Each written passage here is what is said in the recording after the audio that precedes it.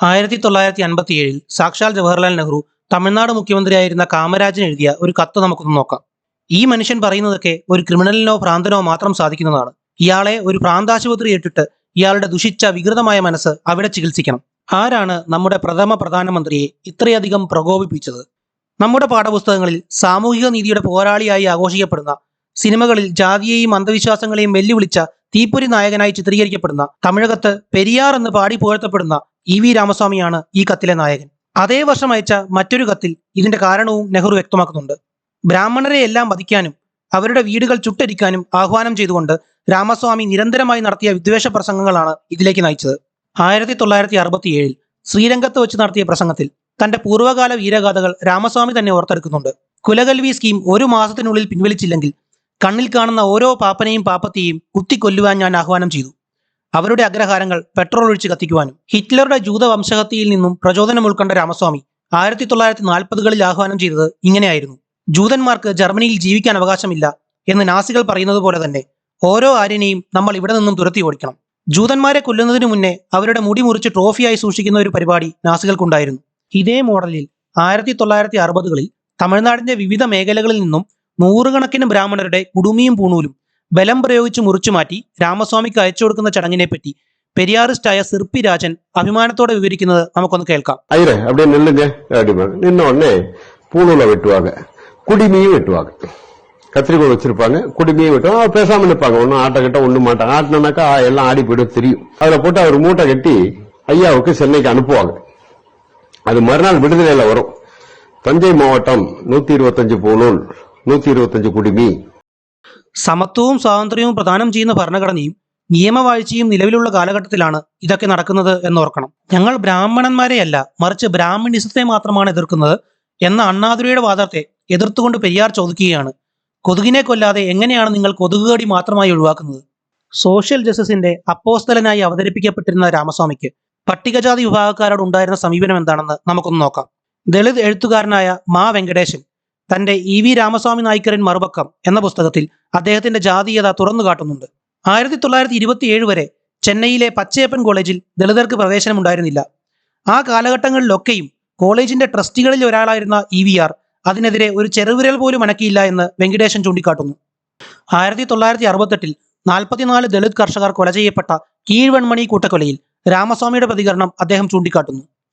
കിട്ടുന്ന കൂലിക്ക് പണിയെടുക്കാൻ ഈ തൊഴിലാളികൾ പഠിക്കേണ്ടിയിരിക്കുന്നു.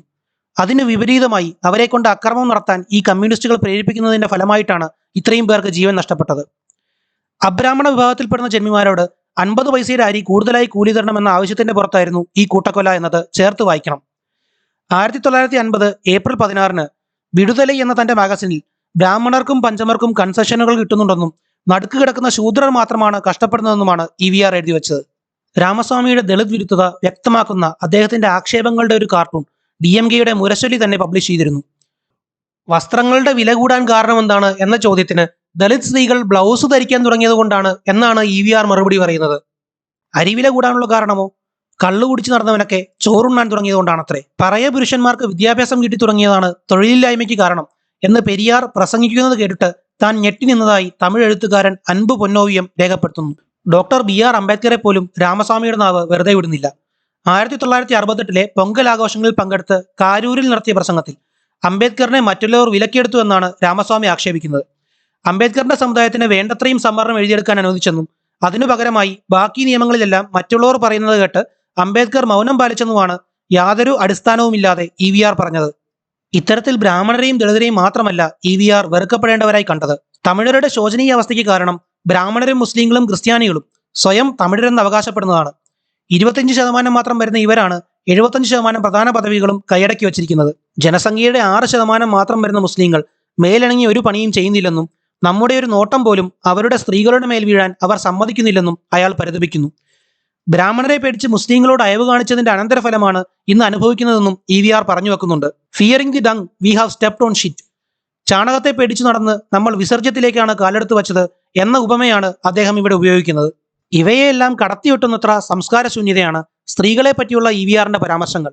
അവ മലയാളത്തിലേക്ക് സഭ്യമായ ഭാഷയിൽ വിവർത്തനം ചെയ്യാൻ എത്ര ശ്രമിച്ചിട്ടും കഴിയാത്തതുകൊണ്ട് വിത്ത് BGM അവ ഇംഗ്ലീഷ് ട്രാൻസ്ലേഷനോടുകൂടി സ്ക്രീനിൽ കാണിക്കാമെന്ന് നോക്കുന്നു.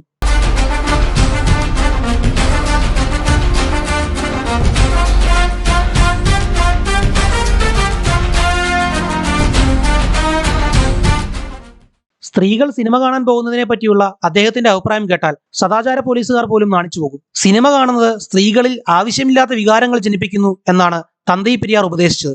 ശ്രീനാരായണ ഗുരുദേവനെയും ഡോക്ടർ അംബേദ്കറെയും പോലെയുള്ള സാമൂഹിക പരിഷ്കർത്താക്കളെ പറ്റി പഠിക്കുന്ന അതേ പേജിൽ തന്നെയാണ് വംശീയ വിദ്വേഷവും ജാതിവെറിയും സ്ത്രീവിരുദ്ധതയും എല്ലാം സമന്വയിച്ച EV രാമസ്വാമിയെ പറ്റിയും നമ്മൾ പഠിക്കുന്നത് എന്നതൊരു വിരോധാഭാസം തന്നെയാണ്.